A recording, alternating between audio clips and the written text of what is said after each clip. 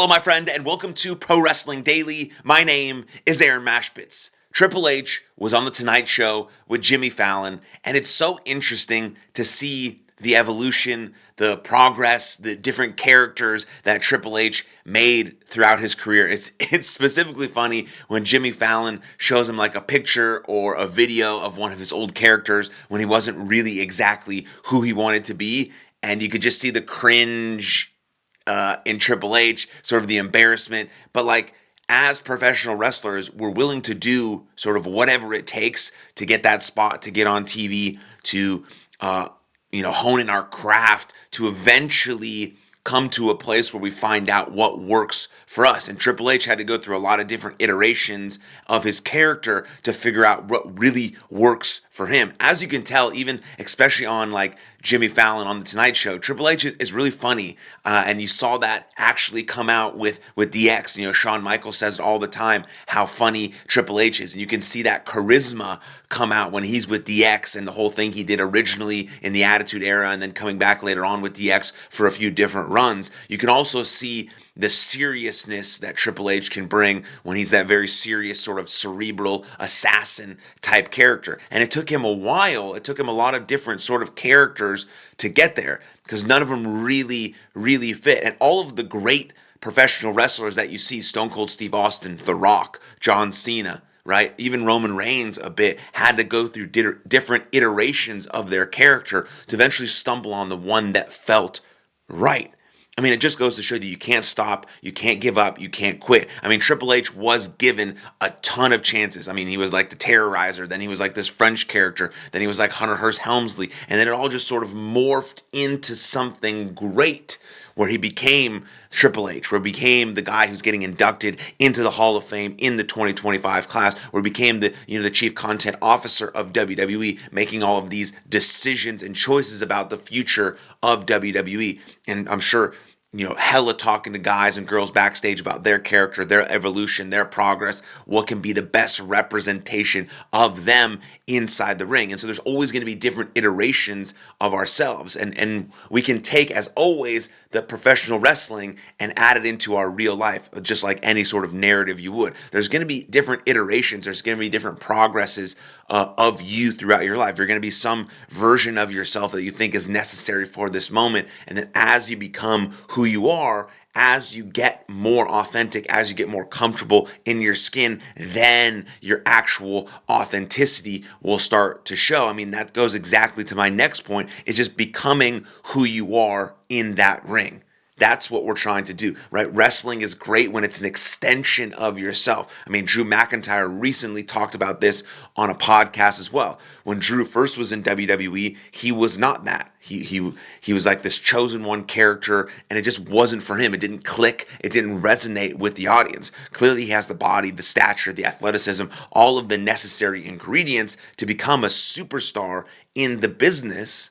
But he didn't have that one missing piece, that investment, that connection with the fans. And so you have to try stuff. I mean, John Cena came out and he was ruthless aggression. That didn't really work. And then he started being more of himself, a kid who loves rap music. Okay, I'm going to start rapping. And then boom, boom, boom, boom, boom, boom, boom. And it translates into him being, one of the top baby faces for 25 years. And he got a bunch of different chants. You can't wrestle. Let's go Cena. Cena sucks. Now in his farewell tour, about to win his 17th potentially world title at WrestleMania 41, and how people finally appreciate sort of the totality of his career. But there's many different iterations. Stone Cold Steve Austin was Stunning Steve before he was actually Stone Cold Steve Austin. And what's Stone Cold Steve Austin? Is just an extension of himself. It's just Steve Austin turned up times 10%. The Rock was Rocky Maivia. All of these sorts of things happen, and so we have to allow people to go out there and make mistakes. I mean, again, that's a parallel to actual real life. You have to go out there and make mistakes. Life is about adventure. Life is about adventure and taking risks and mistakes and then learning from those mistakes and then applying them to your life and then growing and getting better through them. And that's the same thing in wrestling. You do something in sort of a wrestling match or as a wrestling character, you don't get a reaction. You try it a second week, a third week, a fourth week, maybe a fifth week, you don't get a reaction. You still not get a reaction. You're still not getting any investment from the fans. Okay, what do I need to tweak?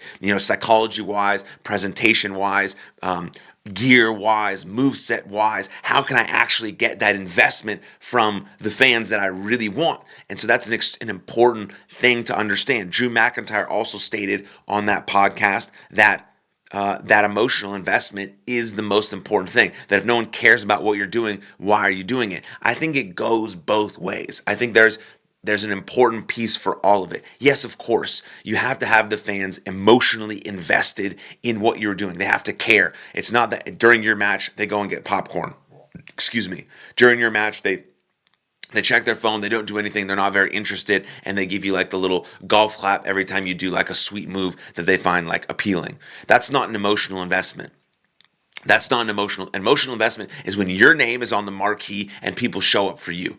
That's star power. That's being the best in the world. That's being a draw, and that's having emotional investment from people who care about seeing you. Then on top of that, to keep them invested long term, you have to be able to produce results in the ring. If you have that emotional investment, and the fans are drawn into you and they want to see you perform, or they care about you, or they hate you, or whatever the case may be, and then you go in the ring and you're an absolute dud, you're gonna lose them very, very quickly. So you have to be a well-rounded professional wrestler to be able to keep fans and have fans and be able to do that stuff for a long period of time and be a draw, like we're talking about Triple H and Drew McIntyre and The Rock and Stone Cold Steve Austin and John Cena and Roman Reigns and Cody Rhodes. All of these guys have an evolution of their character. You can look back to when they started to where they are now, how much they've grown.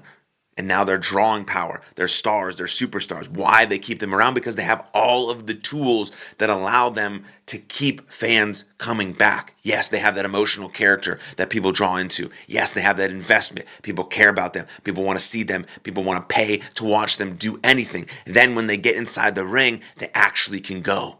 And their moves mean that much more because they have that emotional investment. So you have to have both. You can't just do sweet moves over and over and over and over again. Again, people will do the golf clap, but they're not going to remember any actual moments. If you think about people's favorite matches ever, they're not going to remember a specific move. They remember the moment.